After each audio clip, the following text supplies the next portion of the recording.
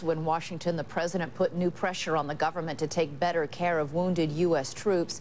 He's given a new task force 45 days to report on conditions at military hospitals.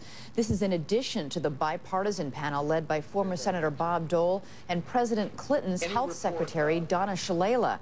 Today, President Bush said the panel will make sure wounded Americans do not get lost in the system.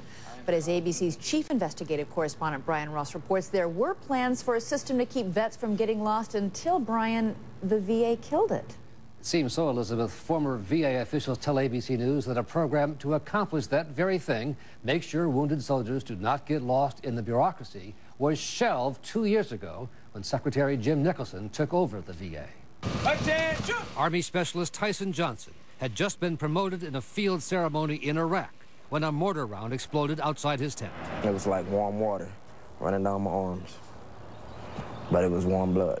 Army doctors saved his life, but Johnson got lost in the bureaucracy after being discharged and turned over to the VA in Alabama.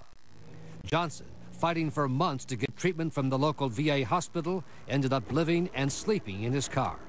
The problems Johnson and thousands of other wounded vets are having with the VA were supposed to have been solved more than 2 years ago by what was called a Seamless Transition Task Force, set up by then VA Secretary Anthony Principi.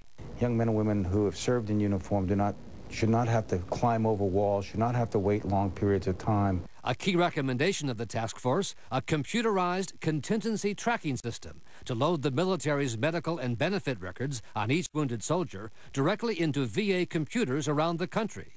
But when former Republican Party Chairman Jim Nicholson took over at the VA in early 2005, the program seems to have died. It was shelved. It was not acted upon by VA.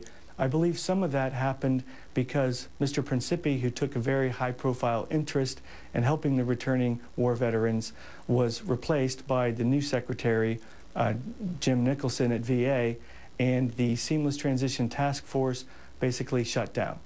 When we asked Nicholson about it today, he seemed unfamiliar with the program. The contingency tracking system, why has that not been implemented at the VA? Why has that been shelved, that program?